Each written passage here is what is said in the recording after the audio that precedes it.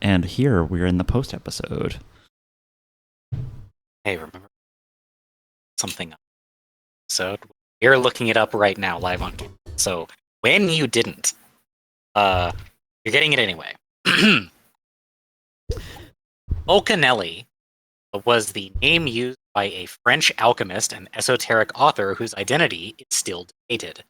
The name Fulcanelli seems to be a play on the words Vulcan, the ancient Roman god of fire, plus El, Canaanite name for God, and thus the sacred fire.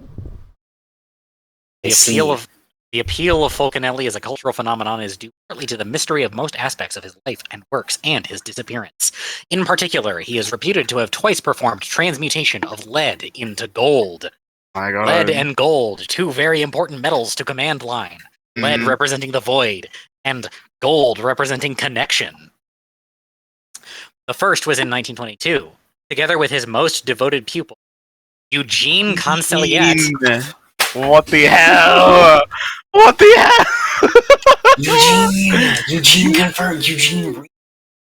confirmed real. When the two supposedly performed a successful transmutation of 100 grams of lead into gold in the presence of Julien Champagne, Gaston Sauvage. This demonstration took place in a laboratory of the gas works of the Georgie Company, Sarcey, and was achieved with the use of a small quantity of so-called projection powder, also known as the Philosopher's Stone, prepared by Fulcanelli. The second was in 1937 at this place. I tried on the previous French. I'm not doing this. Chateau de l'Air. When Fulcanelli supposedly performed a transmutation of 225 grams of lead into gold and 100 grams of silver into uranium. Whoa. Before witnesses, including a chemist, two physicists, and a geologist. After this, Fulcanelli disappeared completely. That's because he got stuck on the train. There are many funny details in this. I read it the other day. I'm just going to scroll down to Fulcanelli's master. Without neglecting the belief, some researchers that Concelliat himself could have been Fulcanelli. Concelliat himself believed that Fulcanelli's master was Basil Valentine, alchemist of the 15th century, the theoretical master, at least. For Fulcanelli's initiator may have been his own wife. As Fulcanelli describes in a strange letter he kept as a talisman about the completion of the great work, the magnum opus, by someone who is presumably Basil Valentine, also mentions, quote, "When my wife told me the good news," and "My wife, the inexplicable intuition of sensitive."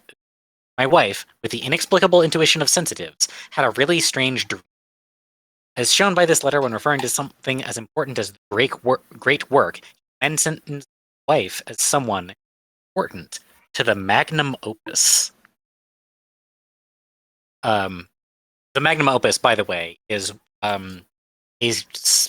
the action of producing a philosopher's stone via combining all the alchemic transformations, starting from solution and ending in projection or multiplication. Projection here meaning the projection of a property onto another. According to this guy, Fulcanelli survived World War II and disappeared completely after the liberation of Paris. Every attempt to find him failed. August of 1945, American G2, Army Intelligence, asked Jacques Bergier to contact a certain army major who was in charge of the operation of searching for German research reports on atomic energy. The major, whose identity was apparently anonymous or simply forgotten, wanted to know the whereabouts of Fulcanelli. Bergier could not say. The army major seemed satisfied that Fulcanelli was found. Let's see. I'm skipping down to an excerpt from a letter that he wrote. I shall not attempt to prove what I am now going to say, but I ask you to repeat it to Mr. Helbron. certain geometrical arrangements of highly purified materials, enough to release atomic forces without having recourse to either electricity or vacuum techniques.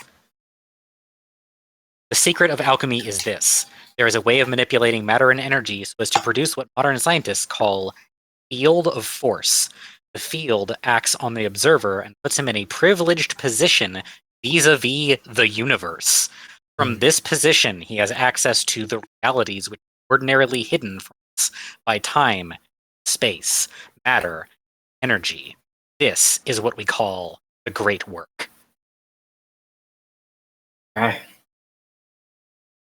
The magnum opus transmutation symbol, the squared circle, in unity of the basic geometric forms, is the symbol that we were standing on previously, the one that we saw in episode 1, etched into the floor. Circle with a square with a triangle with a circle. Right. And it is also the symbol, the geometric element of the symbol from when we saw this attempted way back in the Capran Age.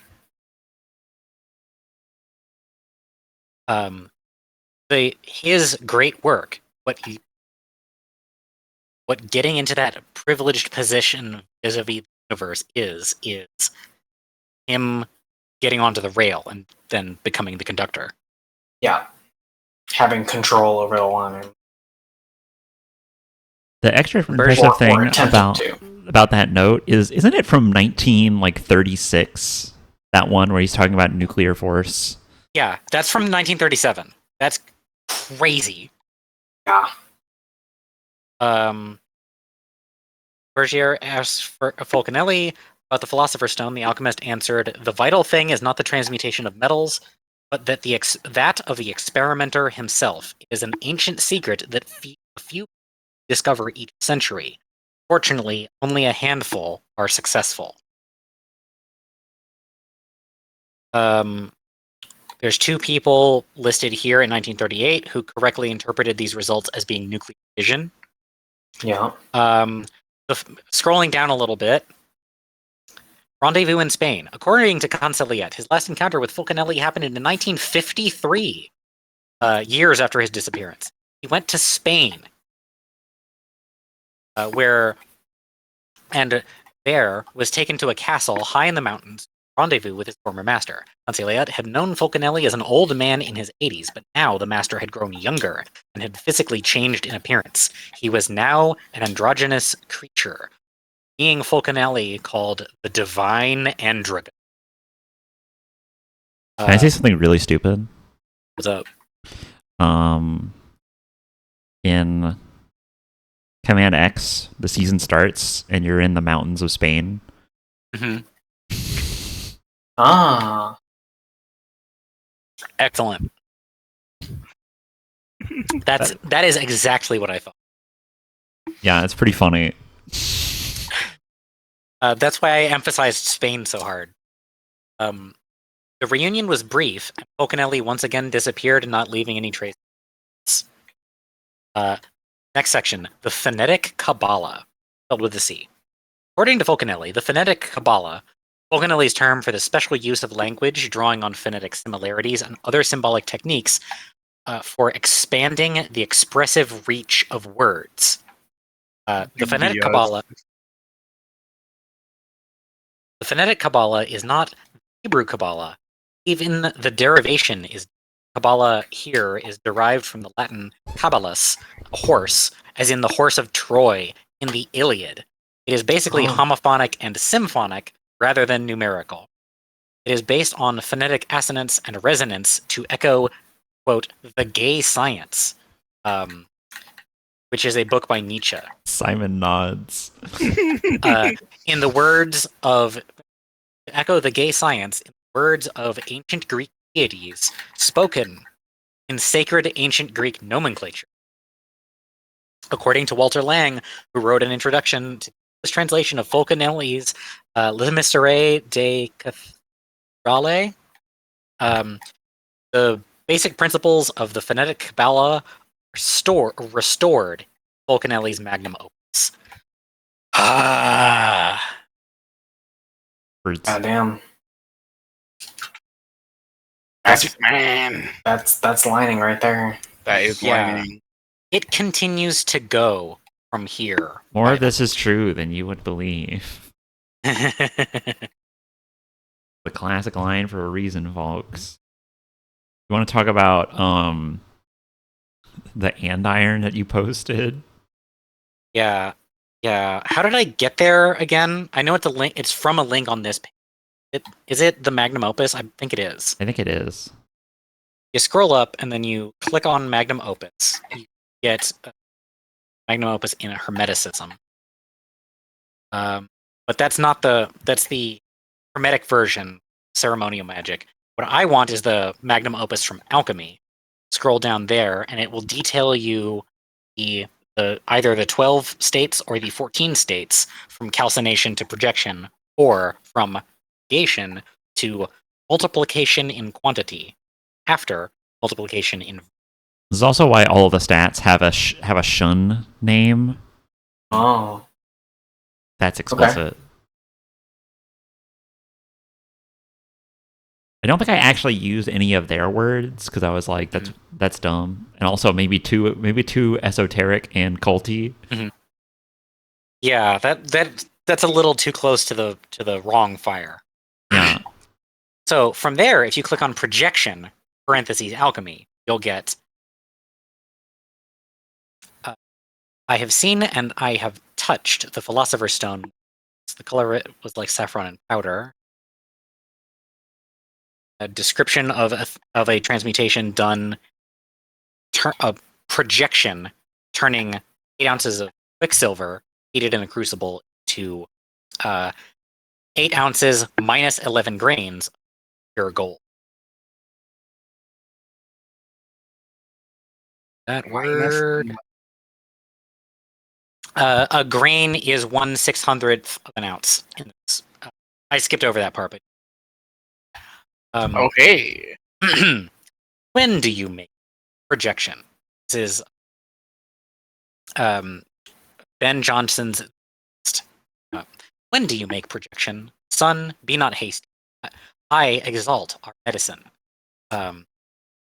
By hanging him in Balvino Vaporoso, bath of vapors, then giving him solution, congeal him, then dissolve him, congeal him again. For look how oft I iterate. So many times I add unto, as if at first 1 ounce convert 100. After his second loose, he'll turn 1,000. His third solution, 10. His fourth, 100. After his fifth, 1,000 ounces of any imperfect metal, in pure silver or gold, in all examinations, as good as any of the natural mind. Get your stuff here against afternoon. Your brass, your pewter, and andirons. So we look up andiron. Still not leaving wiki because I think the appropriate the description there is incredibly revealing and funny. Andiron. Fire dog redirects here. Oh. Shit. An andiron, fire dog. They bracket support normally one of a pair on which logs are laid for burning in an open fireplace so that air may circulate under the firewood. That's why you posted about those. Yes. That was a teaser. That was a teaser of this moment. See. It is to hold something aloft for burning on these iron dogs. Yep. No, a fire dog. We met a fire dog. Yeah. Yeah. And the holding out 2 arms to hold something that is being put for burning also calls to my mind the arms of Moloch, which, messy stuff. Yeah. I don't think I know what that is. I don't think I know what that is. Oh, a statue to the god Moloch had his arms lit on fire, and people would place their children on it for human sacrifice. Fire dogs. Fire dogs. Canaanites. Right. They're canines. They're canine nuts. Yes.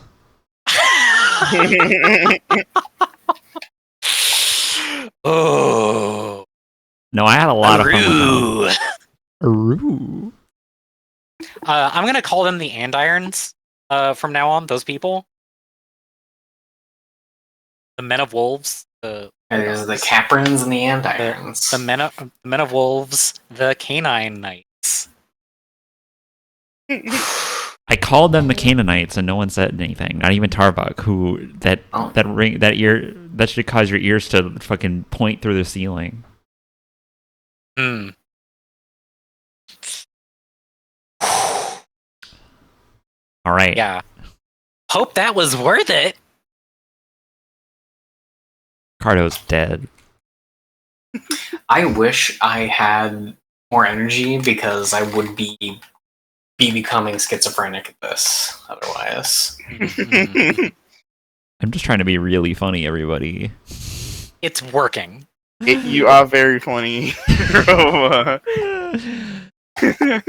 I love putting way too much research into pointless details, only so they could be read about on Wikipedia a year later. Yeah. There was more stuff that I skipped over. I do highly recommend. I had previously known about the magnum opus. By the way, the colors of the magnum opus are black and white and yellow and red. Those are the 4 alchemic colors. Those are the colors of the humors. White's kind of like silver.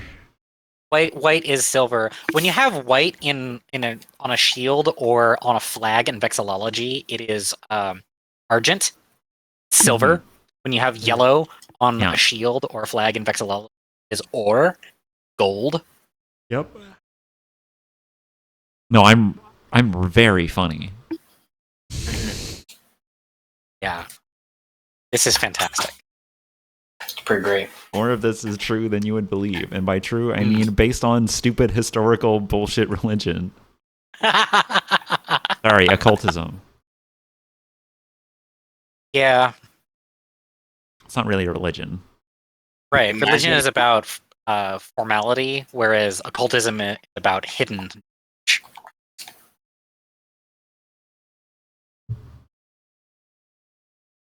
This is why one of my favorite quotes. Now this is a reach. If you're listening to this, publish one of these episodes. Let's see if I can remember this quote 5 years later with no prep. There is no one who has ever lived that was more anti-religion than Christ, because religion is seeking knowledge of God without seeking relationship with God. God desires fellowship with. Nice. Yeah. Wait, is that like the theme of Command Line? Oh my god. Oh my god. Oh. Yeah. So you might have to change the pronouns around. It works better in Tokipono. There you go. Translated to Tokipono. I told you, the Capron had it right all along. Yeah. They don't have words for gender. Yeah, not really gender as such.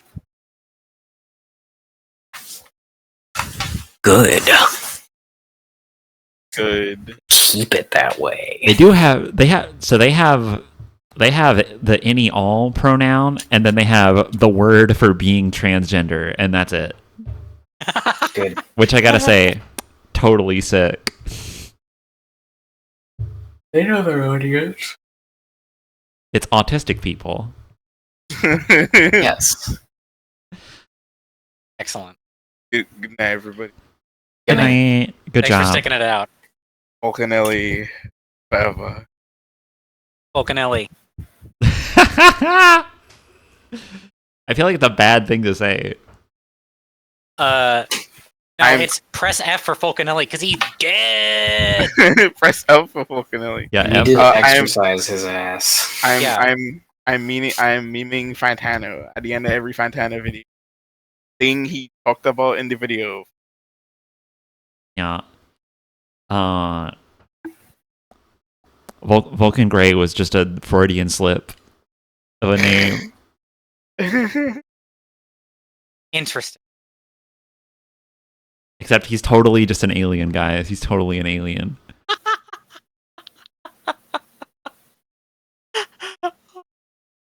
Uh, That's the best liner fan theory.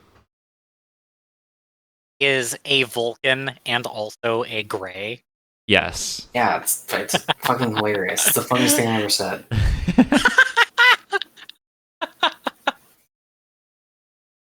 Man, that was a really good combat encounter this session.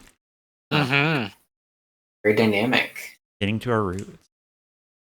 Insanely swingy dice rolls made it really fun. I say getting to our roots, but they are not our roots. They're clearly like our side hustle. Uh-huh.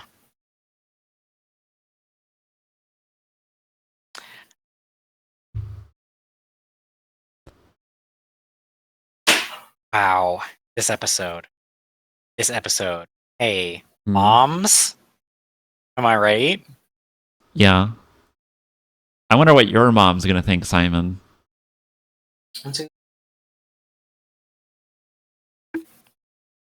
I did ask her, and she did confirm that she does not listen to the whole episodes. She skips around to where things are interesting. Gotcha. Sure. You can probably directly see that on the. Probably. There's probably only like 6 views total.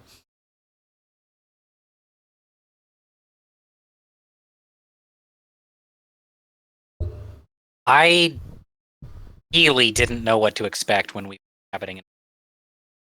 Yeah, same. Like, I knew it would wind up in a cog body, but I didn't know what would happen. I appreciate not just being stuck with nothing. I was worried that we were just going to be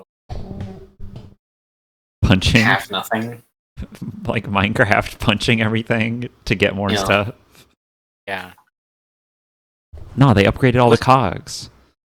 Was that a That's true. change from your plan, or was that in response to the downer moment of, oh no, we No, you were gonna get that anyways. okay. Yeah, so I was right not to give in to despair. Cool. Thank you. Yes, that's also the theme of Command Line. I was right not to give in to despair. Command line. All the bad guys give in to despair. That's literally what they all do. Hmm. Yeah. And that's also how they victimize people. Yeah. They get you to give in to despair also. That is the thing that happened to Emily. Yep. Thomas, please don't cry for me. We have to save that. We have to save that. It has to be done in character, real live karaoke. hmm I have listened to just that part on loop for like an hour before, so She has such a powerful voice. I love it. I love it.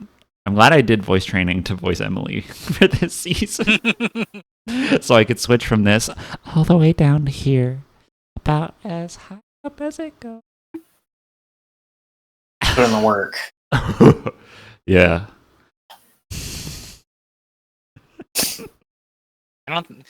I'm not the only one stretching my voice out. This is, this session. You ever feel like a plastic bag? Oh. What did you think of that, by the way? Is this the opener? Not as the opener just yet, but like just what I mean about that tearing sound in the. Yeah. I went and listened to that JonTron video, and I was.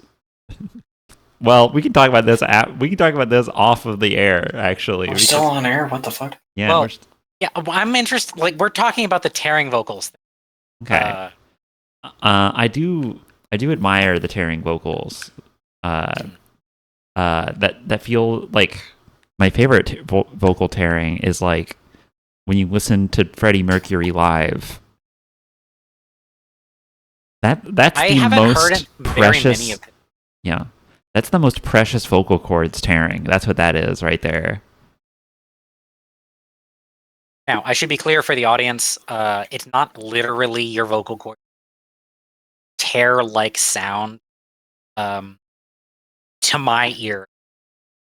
I think I haven't heard Freddie Mercury this because I haven't listened to live recordings. But my favorite person who does this, where I have heard them do it, is Violet Pony. Does this a lot. She's a master. She's amazing at it.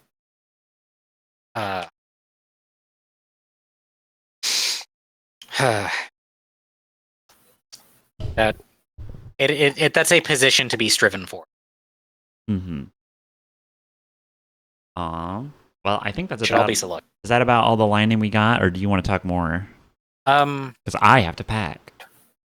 There's we got the shot of us at the top of the tower. That was great.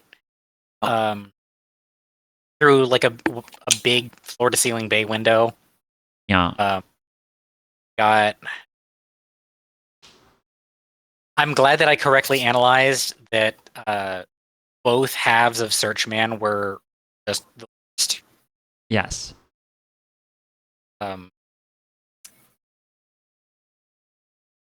And that knife confirms it. Stats on the knife.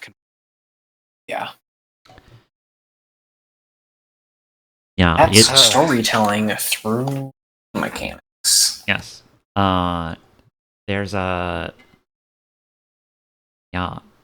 His full name, Search Man is what his friends call him, but his full name is Search and Destroy Man.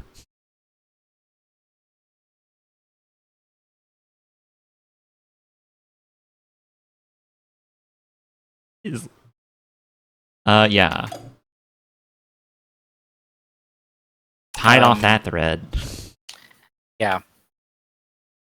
I am concerned about what Joe is getting up to. Because it's been hours. The lights are still on in the stage. I guess that's where we're going next. Mm-hmm. Yeah. That's true. We had some funny book action this episode. I always love the funny book. You're always like, oh, what if I ask about this for answers? And I'm like, that's hilarious. You think I'm going to just tell you something. Hey, there is something in asking and seeing what that tells us. Like the question with Dr. Light wasn't really.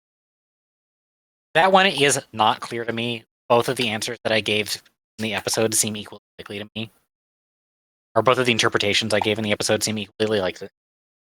But the strategic positioning of asking about Emily while Emily is like in the room with us, and then she just gets that big anime arrow shot through the heart. It's thematic. Yeah. Yeah. No, I blocked the shit out of scenes with Emily. Mm-hmm. They gotta be active.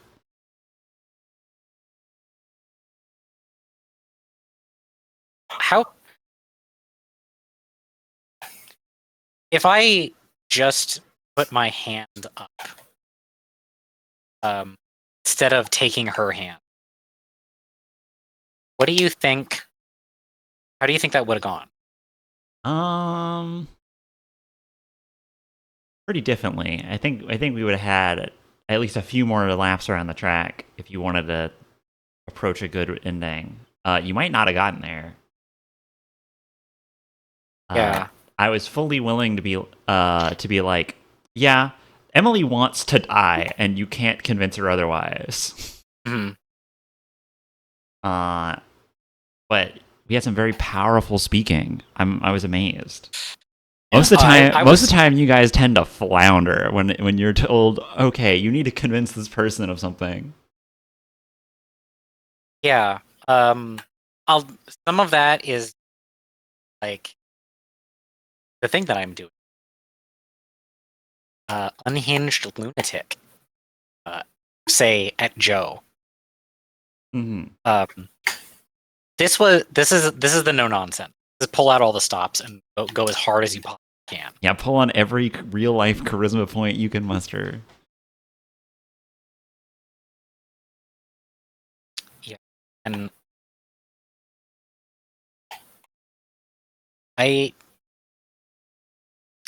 I'm really glad that we got the like the sky will fill with stars Mm-hmm. line in. Mm-hmm. That I didn't get up to the level of a triple edged sentence with that. I don't think. I got a couple of them in there.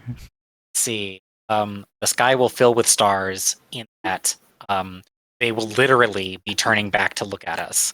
The sky will fill with stars, returning the majesty to the vault above us. Magic has come back into the world. Sky will fill with stars because of all the fireworks we're about to make.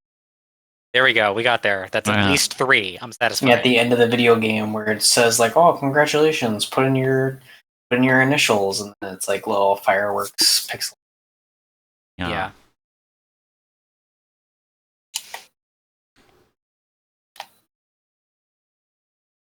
Are you appreciating? You like how many like funny haha references, signals, stuff like that I've been tossing out lately? Yeah. It's been great. I'm really enjoying it. Excellent. I'll be off for a week, and then we get to come back, and we get to fucking final run at Command Hearts. We get to line. We get to close the line loop. Finish line. Get to Cross the finish line. Cross the finish line. Is the next one is seriously design wise intended to be last episode? No, but like we're The going final arc. Yeah, we're going We've into entered the final arc. what I would call like the finale. The finale will almost certainly not be a one-parter. Right. But yeah, we're going into the finale, which I didn't even try to do funny number shit, but it just works, baby. It just works. Do you like how I got the funny number 12 in there? I haven't talked much about the funny number 12, have I? No, not to Simon probably. I'm gonna go. Okay. It's I'm double gonna start 6. packing. It's okay. So the divine number, the number of complete 7, the God number. Yeah. 12 number refers to humanity, if I remember correctly. Okay. Why? 12 tribes of Israel, 12 apostles. Oh. There's other stuff, but those are the 2 that are the easiest to recognize. And invoking the 12 here is getting Emily to rejoin society Right. and work for the people, like strive forward for initiation, community. Yeah, that's now I don't have all of this. That is another god number. I might also just be wrong about it being reasonably confident. The other possibility is 8. And I know way less about like funny gematria stuff with I do with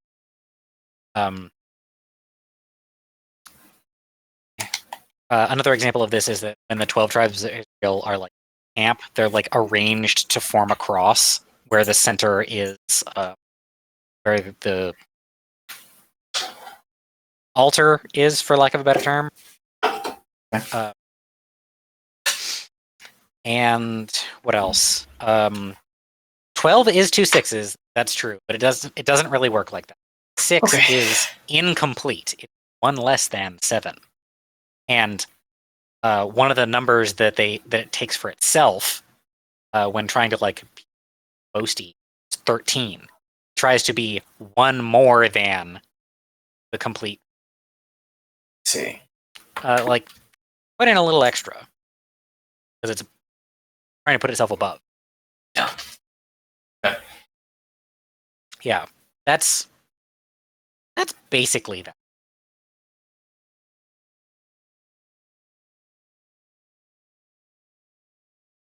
Although there's ways to arrange things with 12 where it technically 13 in some things that you might number as 13 are actually 12, where one of them is 2 of them actually, but the 2 of them are 1 of them actually. There's some number lawyer to get around that as to whether or not you're in the tribe of Dan. Okay. Because Dan's role is supposed to be. I'm going way deep and I'm just throwing names out here. I don't mean a person. Well, I do mean a person. Go with it for a minute. Mm-hmm. Dan turns into Sparta, turns into the Habsburgs. Is the route to take there? Habsburgs turned into the Nazis. Right. Because the tribe of Dan's symbol, the eagle, right? It was a snake originally, and then he's like, "No, I don't like that. I'm gonna make it an eagle with a snake in his jaw." And sometimes the eagle has 2 heads. Right. Their colors are red and white. It's all straightforward, and does kind of make me side-eye Mexico's flag. Like, guys, did you know what you were doing when you made that your flag? You probably did. They know? They probably didn't know. Probably not. Because nobody would do that on purpose, except for people who are like really, really overtly evil. It's worth looking into at some point.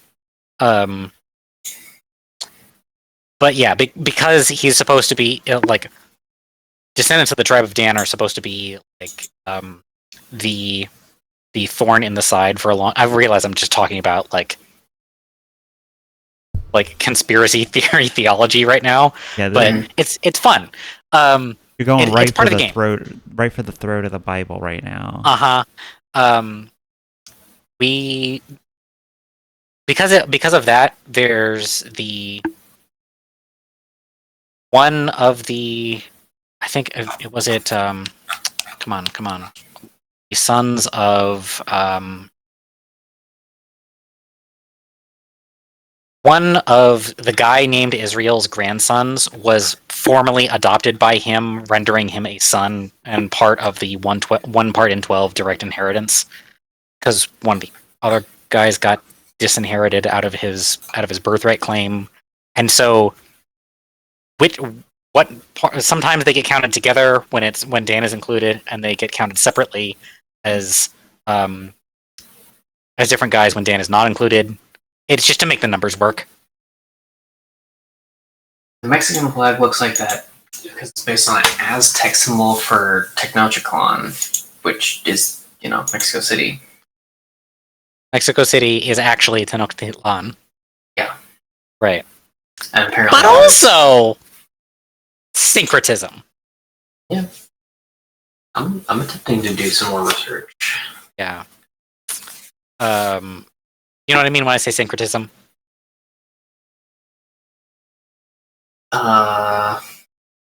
Like, there's a flood story in every single world religion.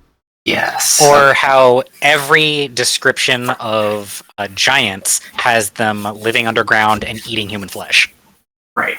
There might be some convergence in why these things are the same. Yeah, or like emanation out of the same thing. Like, You know something? the syncretism is The word generally given when people of one like polytheistic religion or something like that look at a different one and are like, "Oh, these guys are the same guy, actually," and they like draw comparisons between them. Sometimes that's because the stories are derived out of the same places. Like Thor and Zeus and Indra are all actually the same guy, because they're all sprawled out of the same. You want to know root something story. fucking wild? Yo, what's up? There's a John Oliver Last Week Tonight episode about UFOs now. That's like, hey guys, UFOs are actually like kind of a credible thing. We should probably worry about that. Mm-hmm. It feels like a government cover up because it literally is. And then they're like, Well, it's not even a government cover-up anymore because they've released their own UFO footage, and it's just that they released it without commentary. So you have to know, like I had to have a guy who was in the Air Force explain what some of what was happening means, because they just put some numbers on screen and like, oh, that's a speed. This is a zoom level, that and details like that. They were basically like, yeah, this shit's weird. Mm-hmm. You know, they also did the classic thing of show footage of a guy conspiracy theorying about an old painting with a supposed UFO in it, and they're like, guy, that's not a UFO. But like they didn't have anything to say about it, and I just think to myself every time like, and then that's it. That's all I do. I just chuckle and chortle. Yeah. I have one more point of syncretism. I think I may have talked about this on a previous post episode, but the city of Troy and of Valhalla are the same place. I recall this.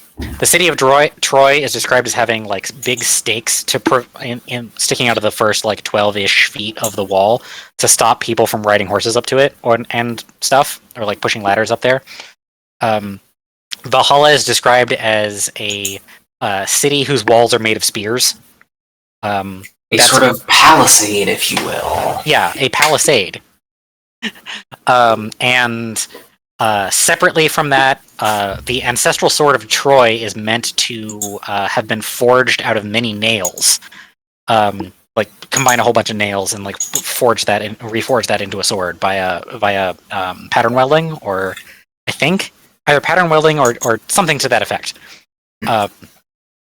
Although there's other interpretations that you can take of it. It might have been bronze nails. Doesn't matter. Point is, it shows up later as the sword Hrunting, which is forged of nails, in the hand of Beowulf. Beowulf has the sword Hrunting, and then he loses it fighting Grendel's mother. And what is Command X? Partially. It's a lot of things. Beowulf is in there. We did fight Grendel, which no one picked up on until I pointed it out. Yeah, you had to say it because Beowulf is the one that I super don't care about. See, and I just have a mental image of Grendel in my head that isn't that. Like, it isn't what you described, and so I didn't connect it. Gotcha. Yeah, they're a bog monster with huge arms who tears things apart and eats them. I imagine Grendel is more like Bigfoot. Like Bigfoot Frankenstein. Kind of Frankenstein-y. Yeah. Remember when you got Grendel's arm? Yeah. Yeah. We ripped his arm off. We just did that. Yeah. No, when that happened, I was smirking real hard at myself, like, yeah, you tear his arm off. Oh, we were the three wise men. Yeah, that I remember that line. Yeah. Oh, we were the three wise men. Yeah, I really thought about having each person that you go meet to give you like one of the like some candles, and then what is it? I think it's like I think it's a set of like it's a bunch of like wax candles to burn. It's like a tapestry. I forget what the three wise men's gifts are. It's gold, frankincense, and myrrh. Yeah. Yeah. Off the dome. Which is the significance of that being presented to like Jesus being born is that those are part of a funeral ritual. Yeah. As in, Jesus being born is so that he can die. Right. Yeah. How accurate is that, everybody?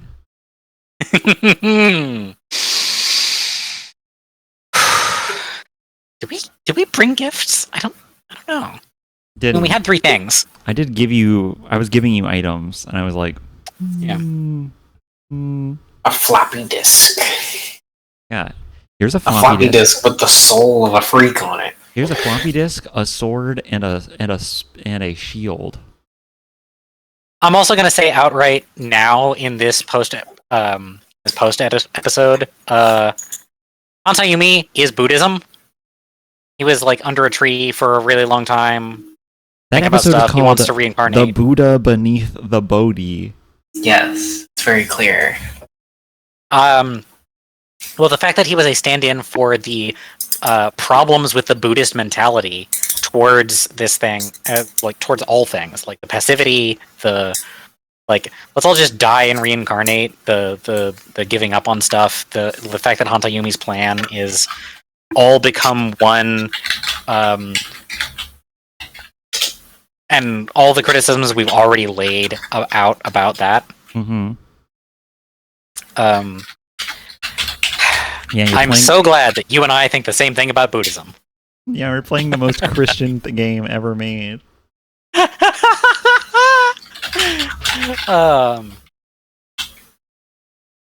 it hates Ronald Reagan. And it hates Ronald Reagan. I realized something, that the 3 sentences of my catalyst align perfectly with the order of the stats. Do it for us again. Break every chain, separation. Bridge every gap, connection.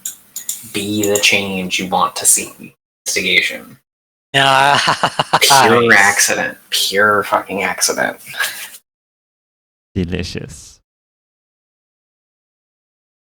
Haven't we come so far? Think about episode 1. Think about how long ago that was. Oh, yeah. We still have to watch The Empire Strikes Back. I can't wait. We'll do that in the real victory lap. Yes. The finale. The finale's it gets an extra part that's just watching The Empire Strikes Back. Yeah.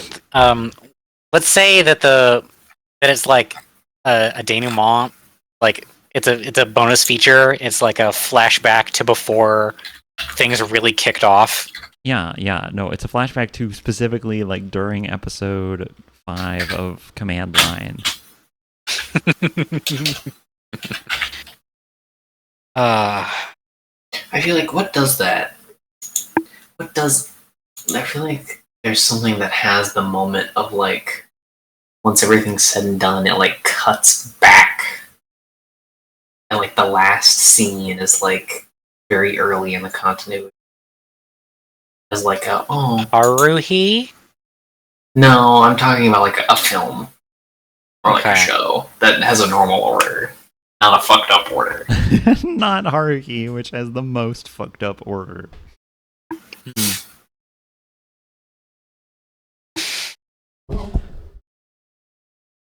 I'm sure there is such a thing. I'm not currently thinking about it. Currently, the only thing that is coming to my head that like has a flash from before is Guardians of the Galaxy 2, where one of the rapid flashbacks is That makes sense. Peter and Yondu teaching Peter how to shoot. Okay. That moment really got me. Hmm. I have complicated feelings about like parents, obviously. Yeah, that's why you got cast, and everyone else for Jack didn't. Yeah.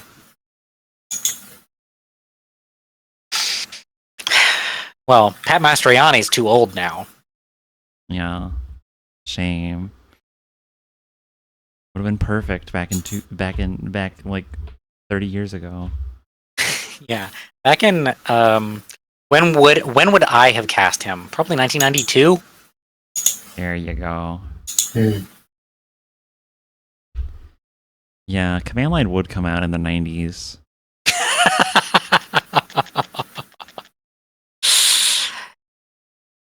And be like, wow, guys, we're doing 80s throwback already. Hmm. It's not even Romy and Michelle. I feel like Command Line's a very 2004 era thing. Yeah. As I'm thinking about it, Romy and Michelle is like a 90s throwback more than it is an 80s throwback. But it was a 90s throwback made during the 90s, which makes it really surreal. Yeah. Culture keeps moving faster and faster. At this rate, people are going to stop playing Fortnite, start playing Lego Fortnite. Oh my god. The joke is that they already have that. Yes. Just, a lot of people who would plausibly be watching here don't know about Fortnite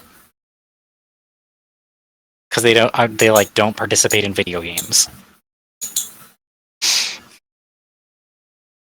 Who knows? You say a lot, Tarbuck. Which two in specific are you talking about?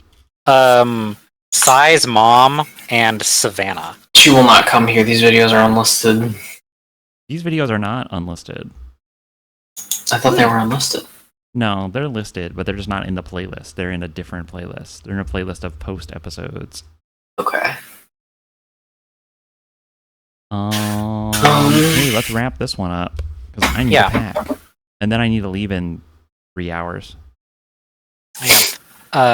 Before, when you suggested that, I felt like I had a bunch of stuff that I needed to say, and then I said them all. Night, everybody. Good night, everyone.